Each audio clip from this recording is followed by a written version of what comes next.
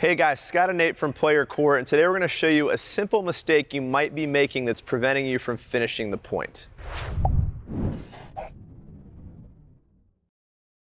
All right guys, so pretty quick and kind of simple concepts today. This video is for players with a Play Your Court rating of 50 to 70. If you're not in our community, you're familiar with our rating system. That is the equivalent of about a USTA 3.0 to 4.0. So Nate, today we're talking about really just one major mistake that we see players make that's preventing them from closing the point out faster, right? We want to get you up to the net, and I think the big mistake that I see, at least in a lot of the players that I coach, is not identifying obvious opportunities to get into the net. Yeah, absolutely.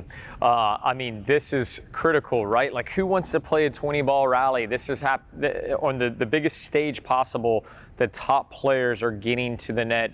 You're seeing Serena and Sharapova getting in, but especially on the men's side. I mean, Federer hired Edberg to get into the net and to volley and put the ball away. We have to get out of this stage of trying to finish from the baseline. When you've done damage, you got to get in and you got to finish. For sure, and I think this one piece, honestly, if you're stuck at around a Play Your Court 70 or USTA 4.0, I think for a lot of players, this is actually the differentiator because you run across pushers and you can't figure out how to get to the net and close the point out. So you just hit this wall where you can't beat a certain type of player around that Play Your Court 70 number if you don't understand this. So let's kind of dive right in and talk about this. The big piece for me that I want my students to understand is when you've done damage, I want you to sneak to the net and try and pick off the easy volley. And I think what we need to do today is probably really identify for you guys, what does that mean? How do I know if I've done damage?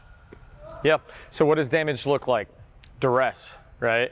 If someone is reaching for the ball, if they don't seem like they're on balance, get in. If you see their back, right? I mean, that's number one. At any point, if someone's got their back to you, and I'm not talking this way, I mean, just something as subtle as reaching where I've got about 60% of my back exposed, we can't see what's happening in front of us. Right. So you coming in is going to be a great play to finish. The way that I like to think about this with coming to the net, for all of you out there that's hit against a wall, what happens is you pick up speed. It closes in, right? The ball gets on you faster than you can possibly get your racket prepped. That's the same thing with you coming in the net and volleying. If you move me twice from the baseline, I have reaction time. Get in. Things just happen too fast for me to react. I can't defend at that point. For sure.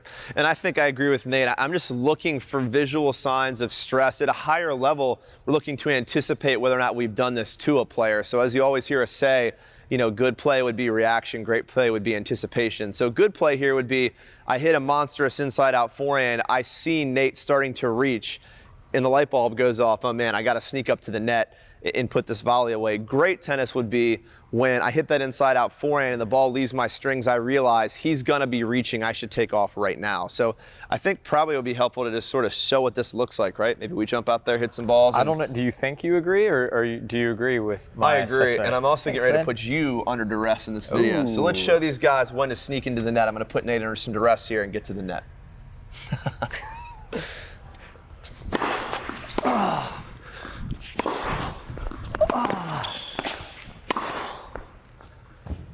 So as you guys can see there, the second I got a ball where I felt like I could attack, I pulled Nate wide. As soon as that ball left my strings, I knew he was going to be reaching, so I'm moving to the net to close the easy volley.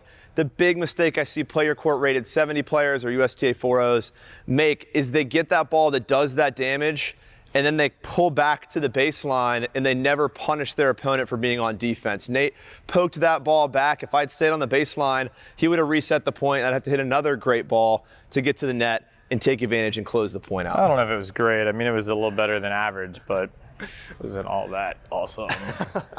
Jokes aside, the big thing we want to see here is when you've done damage, whether, again, good tennis, when you see you've done damage, or great tennis, you're anticipating that the ball you just hit is going to do damage.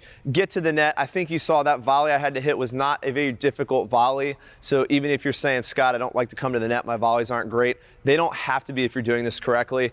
And I promise you, if this is not something you're focused on, it's going to hold you back from getting to the level you want to be at.